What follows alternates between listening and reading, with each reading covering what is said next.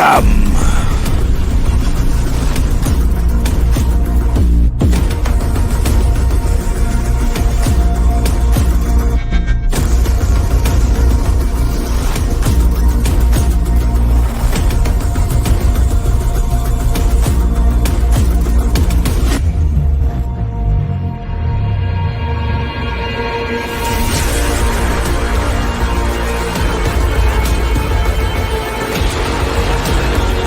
Valhalla, give it up for the Mad Doctor Adega Outlaw!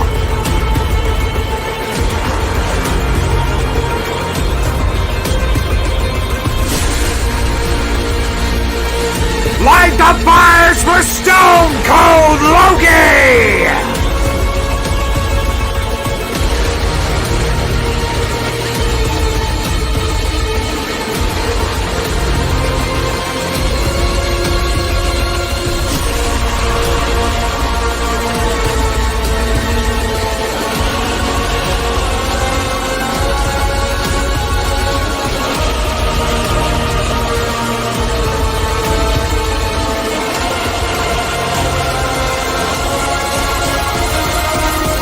Ladies and gentlemen, welcome to 7 Kinds of Mischief!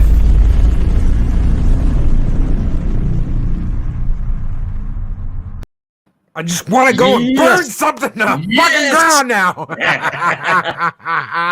Yes. Oh, greetings, one and all, and welcome to 7 Kinds of Mischief. I'm your host, Stone Loki, and with me, of course, is the one and only, the Mad Doctor of Disaster and Destruction, Adega Outlaw. What is up, my friend? How are you doing? Hey, Team Leia. All about Team Leia. Team Leia. Waiting for this battle. This is going to be awesome. We are all rooting for you, Leia.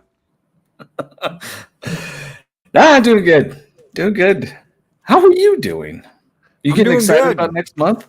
I am. I'm so excited about next month. I am so ready. I want to hang out with everybody and get to meet everybody and have a kick-ass time in Dallas, man. I'm going to do my best to be there virtually.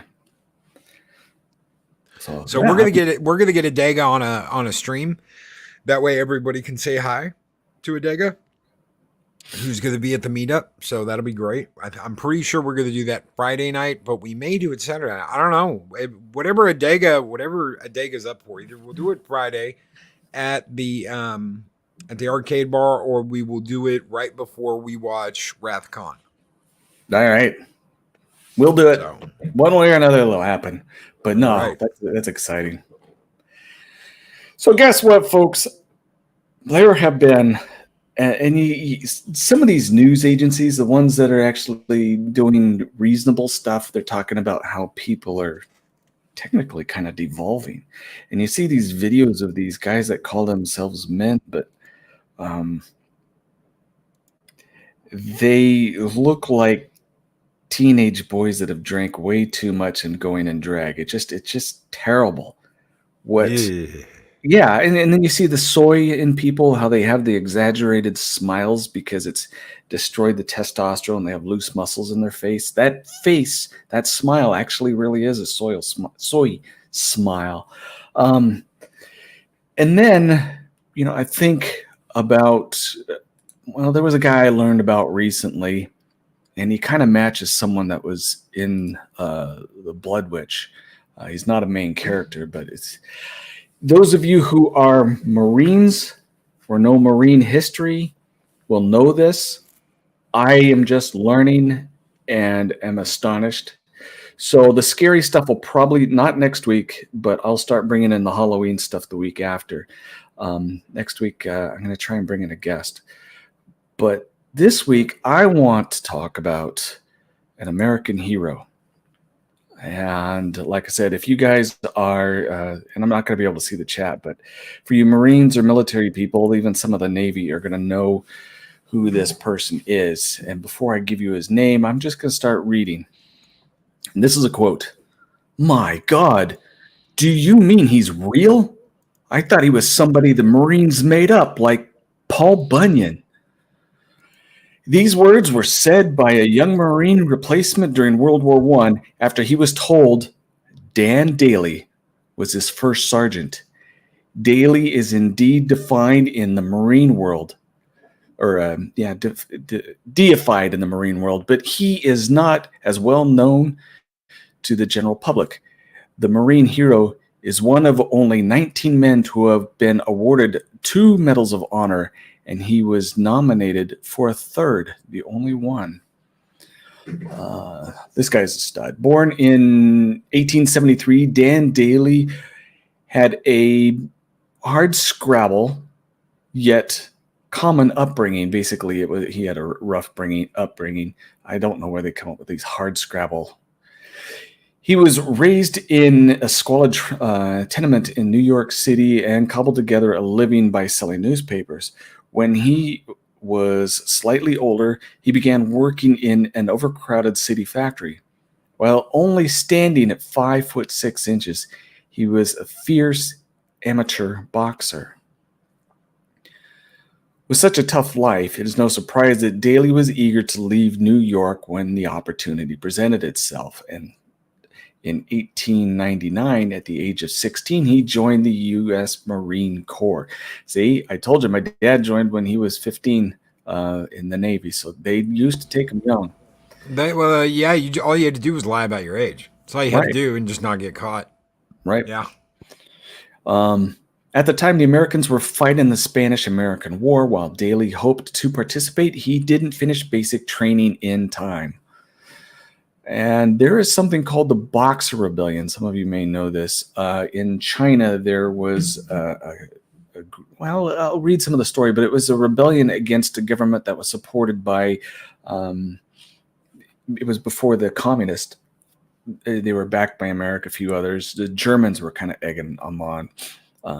While Daly missed out on his participating in the Spanish-American War, he didn't have to wait long for his chance in combat. In 1900, he took off to China to fight for the alliance during the Boxer Rebellion. The war was so called because the Chinese rebels fought in a style that resembled boxers. They had an aversion to muskets or rifles or machine guns or anything like that. They either used swords or hand-to-hand. It didn't take long for Daly to prove himself a hero. He participated in the defense of a foreign legations, which was under siege from Chinese soldiers for about 55 days. On one of these days, it was reported the German soldiers had assaulted outside the American embassy in Beijing. Several Marines left their posts to assault the German position, and Daly was left alone. It was on this night that a number of Chinese soldiers attacked. Using a machine gun, the Marine killed an estimated 200 enemy soldiers, one man against over 200.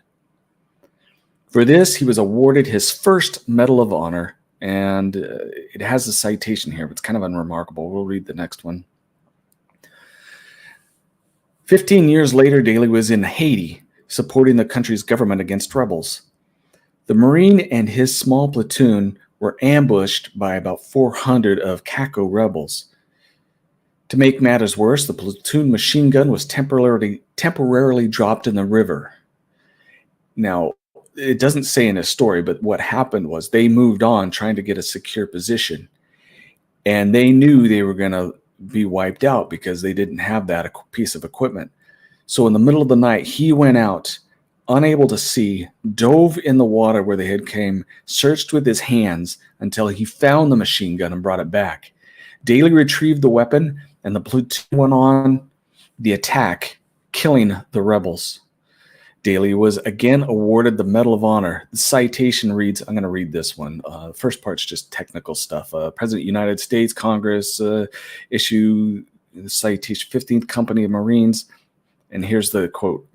After dark on the evening of the 24th October, while crossing the river in deep ravine, the detachment was suddenly fired upon from 3 sides by 400 Kakos concealed in bushes around 100 yards from the fort.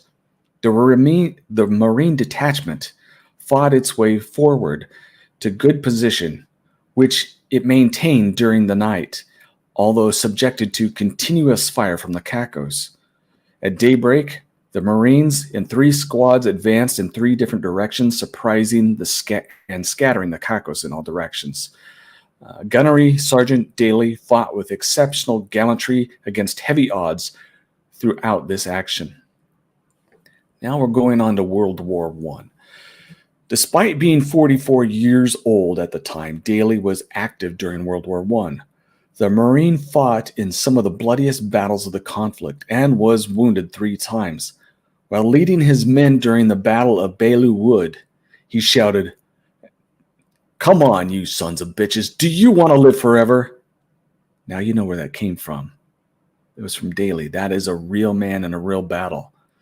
The words have gone down in Marine Corps lore. They had the desired effect, and the Allies won the battle. That one cry rallied them. Daly was again nominated for the Medal of Honor. It was decided that it would be unacceptable for one man to receive the award 3 times, as no one ever had. Instead, he was presented the Distinguished Service Cross and later the Navy Cross. Many factors have hurt Dan Daly's legacy. Many wars have been fought since his time with new heroes. As well, he died in 1937, and during his life was known for his modesty and refusal to talk about what happened to him during his service. However, to the Marine Corps, Daly is still honored and talked about regularly. Like I said, I just learned about this guy. I learned about where the tale came from, but I had to share it with you, that amidst all of the things that people say about what men are or aren't, what they should be doing and shouldn't, and most of it is derisional nowadays, we can look to real heroes, real men, what valor means. Yes, they were. So I had to bring that to you. Yeah, even in Space Above and Beyond, a lot of these rally cries was simply because of this man here. So that's what I had tonight. A little bit of history. Short but sweet. And incredible. Incredible Marine. An incredible Marine. Yep. Thank you, brother. Mm-hmm. Thank you so very much. I've got a little something different for you guys tonight. A couple years ago, me and Adega were doing one of the very first one of these we ever did. I think we had just started doing the horror, the unsolved murders and stuff like that. When I did a portion on a group of evil creatures from a board game, well, a big board game. It's not like a little board game, from Warhammer, called The Skaven. And that's the only time I have talked about anything like that since. And tonight I'm going to bring you a character, a doctor, so evil and so vile. Wasn't me, not this time. Who didn't really start out that way. His name was Dr. Festus. And he was a champion.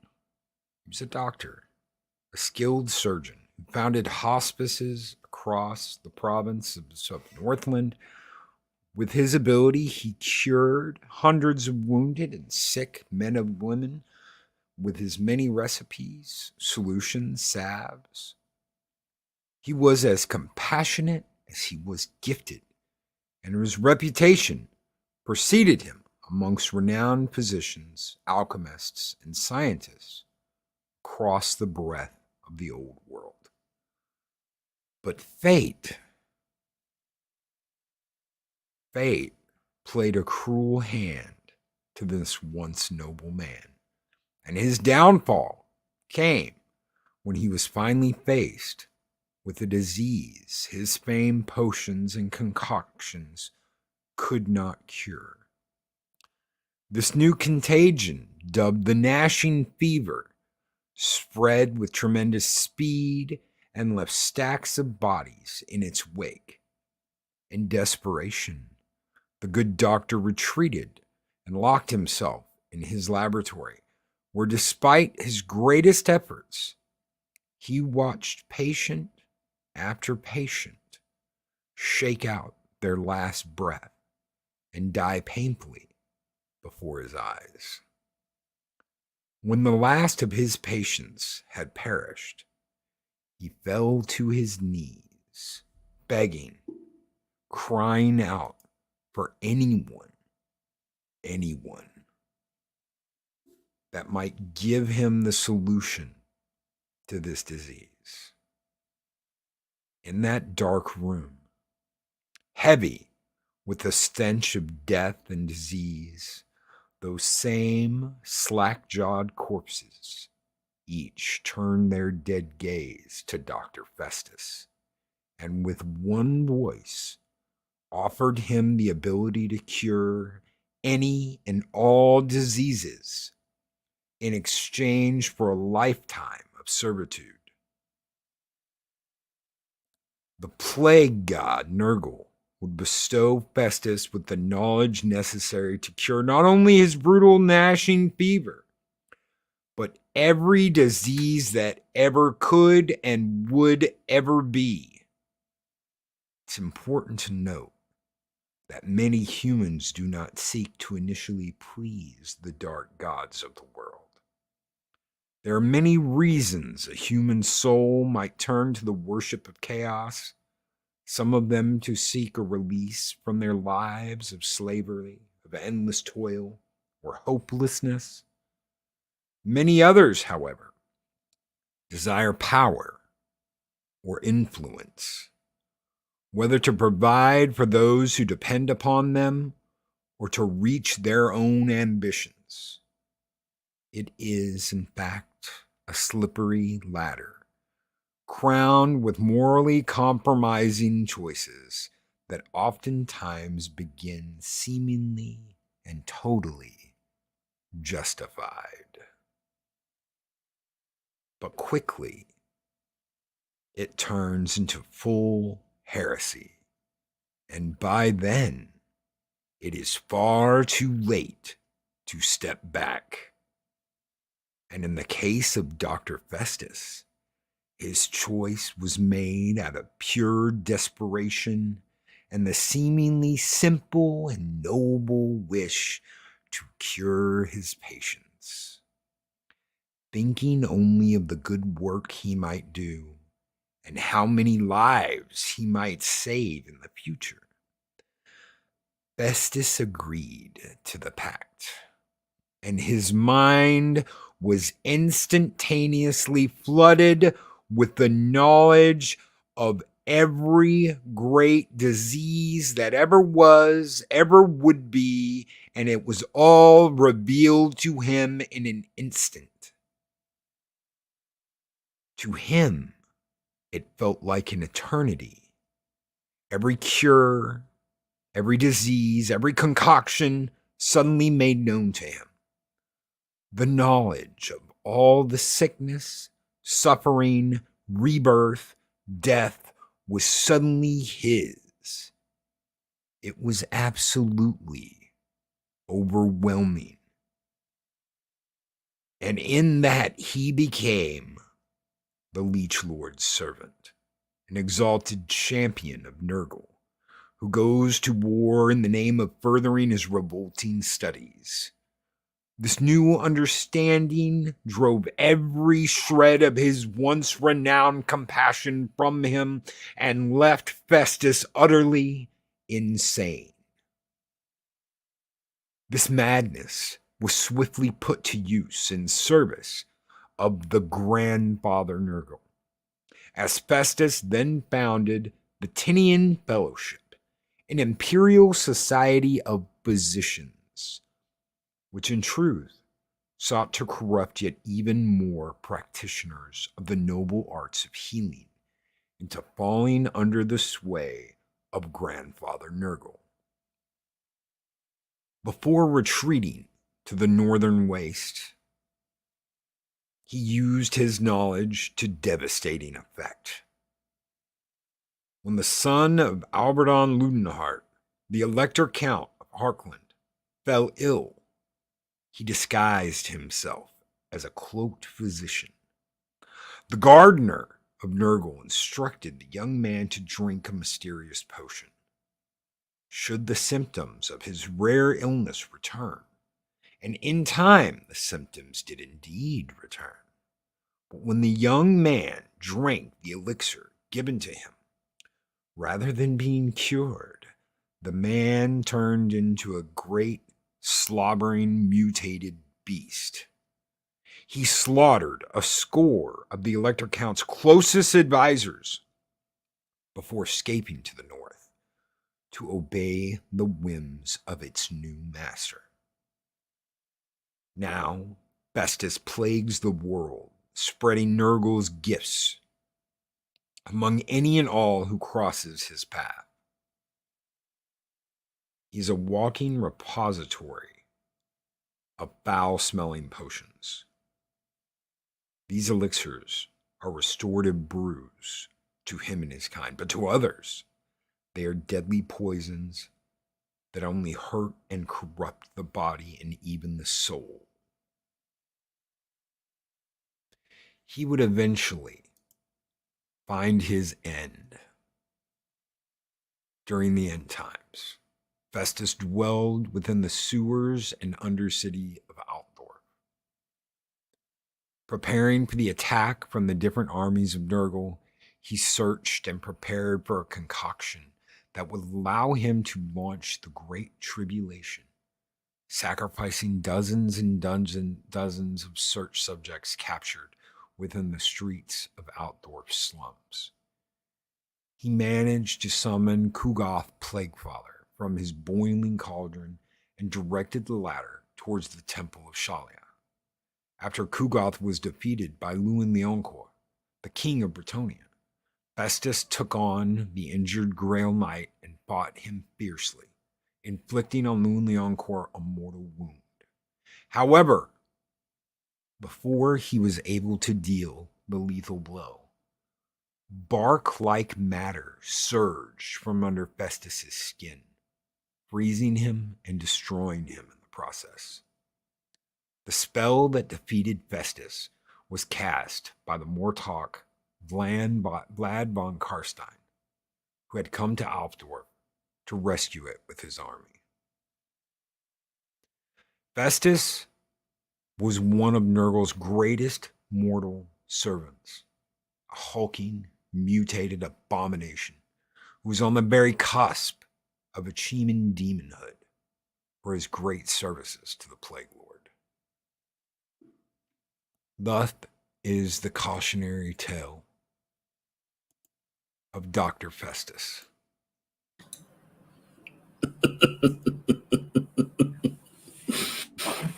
The things I miss not knowing Warhammer. DJ Ronnie G, I'm hoping that Nurgle will gift me a nasty boil when I get back from Valhalla. I saw PJ enter, a few other people. Hello. Good evening, So guys. is he like a class or something? I don't understand. Okay, so there are basically, so this world, this planet, was created by a race called the Old Ones. At least that's what, that is what the lizard men and the elves know. So the Old Ones created the world. At some point, and they use gates, kind of like stargates, Right, to travel back and forth between places and keep everything connected. At some point, those gates came crashing down, and chaos was released into this world. Some people think that the Old Ones were gods and they were divided, so they were split. Good parts of the gods and then evil, nasty parts of the gods. But there are 4 chaos gods. Nurgle is one of those chaos gods, and Festus is like his immortal champion. The Plague Lord Nurgle is one of the 4 chaos gods. So there are a great many different factions, sub factions. I mean, you it would take you years to read everything about everything, which I've spent kind of like the last 5 years reading and reading and reading and reading and reading. Once I got back into it, and Slanesh was, yeah. Slanesh is like temptation. Think, what's his name in 300? The Hunchback guy. Xerxes. Oh, how he had the tent with all the women in it and the pleasure, and Slanesh is like temptation and sex. And yeah. Oh yeah. Nurgle is sickness and death, and they're almost like the Four Horsemen. Khorne is all about battle. Khorne is like the chaos god of war. So it's all about skulls for the skull gods, blood for the blood god, skulls for the skull throne. Is the thing with Khorne, and Khorne hates magic, and treachery and all that shit. He just wants battle, death, skulls, blood. All right. So, and then Tzeentch is magic. So gotcha. We'll have to pick your brain about it. And those are just the chaos gods. There's so much more to it than that. There's so much more to it than that. I love the Skaven. I love the Skaven. The elves are up there in the ass, but oh yeah, we talked about those. And the Skaven alone, all the different factions of the Skaven. The Skaven, imagine, okay, so you've got the like army rats. You think, okay, well, rats going to war with swords and shields. That doesn't even begin to cover how deep Skaven goes and how different the Skaven can be, because you've got plague, you've got the plague lord, you've got, like, think of a whole section of Skaven that are like evil splinters from Teenage Mutant Ninja Turtles. They're assassin rats that know martial arts and poisons. And you've got a whole ninja version of the Skaven. You've got mechanical steampunk Skavens. You've got all kinds of different. Yeah. Oh yeah. Yes. Yes. Yes. Yeah. Oh yeah. Oh yeah. Yes. Lovely rats with their steam engines. Let them go. Let them go. Get them. Yeah. Sorry. Getting carried away. So yeah, I mean, imagine like a medieval world where you see a human-sized rat with what looks like a minigun. I mean, literally, I've talked with, this is for everybody here, because you hear Loki going on. We've been friends for a while, and when I talk to him on the phone or something, I can ask Lord of the Rings or something like this, and he goes when he loves something, it just goes.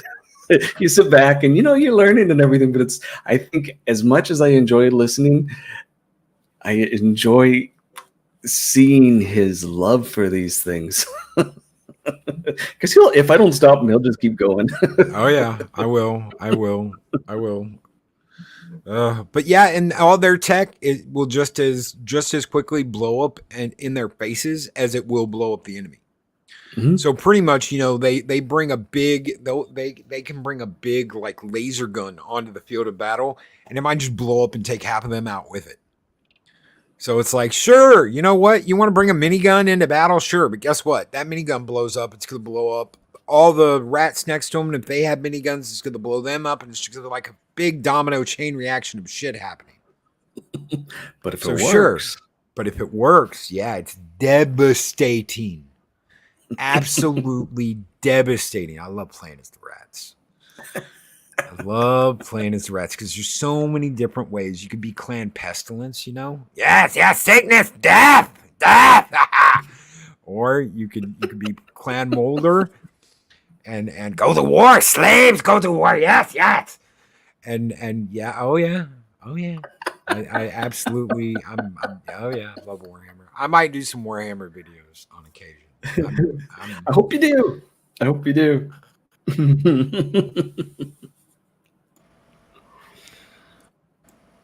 Hello. Oh, there we go. You're back. All right. You're back. Okay.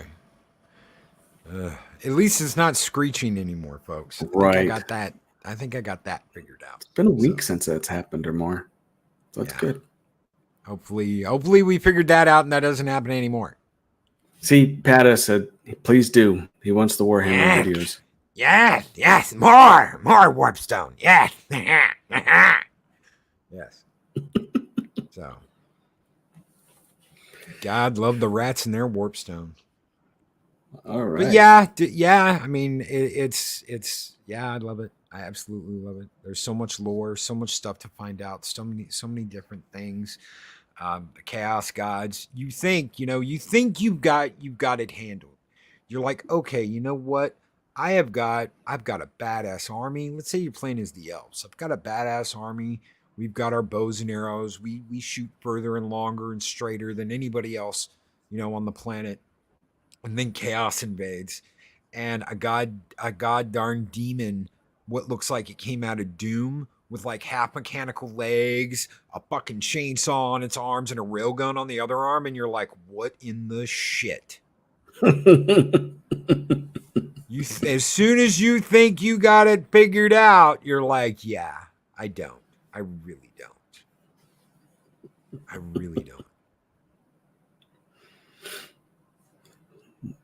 Well, So, I know what's going on tomorrow, and I feel for you. Hopefully, I know tomorrow's comedy morning. So should be fun. It should be fun. We're gonna have Josh back. Hopefully, Arwen will be there. I'm hoping Starry. Been so worried about Starry. Starry hasn't been able to make the last couple of weeks. Hope she can make this one. But we should have some fun. I know Dave Bob is being tortured, so I think we've got 3 episodes left, and Dave Bob's being tortured. Poor Dave Bob. Pray for Dave Bob. He can use it. He needs it in his life. He's got it too easy. DJ Ronnie G says $2 super chat says more 40K hashtag me too. I think I'm using that correctly.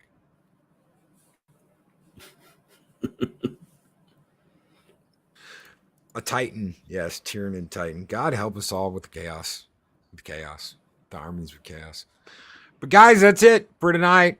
Thank you so very much for being here. Thank you for hanging out with me and Adega. Thank you guys so very much for your super chats. Lord Haster, DJ Ronnie G. Guys, thank you so very much. I don't think I missed anybody else's.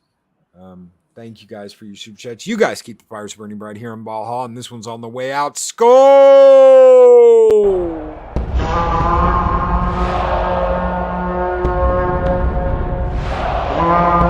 A dollar? I've never seen a dollar. Nobody's got a dollar. Let us see the dollar. There it is. It's beautiful. Take your hat off, boy. That's a dollar bill. Every story has its beginning, its heroes, and its villains. Perfection, excellence, domination. Follow the destroyers of worlds as they awaken. Discover the origins of the evolution universe. Children of the Directive. On sale now. Limited edition hardcover on Amazon and ebook on Kindle. These videos are tremendous. Like, comment, and subscribe, and hammer that notification bell.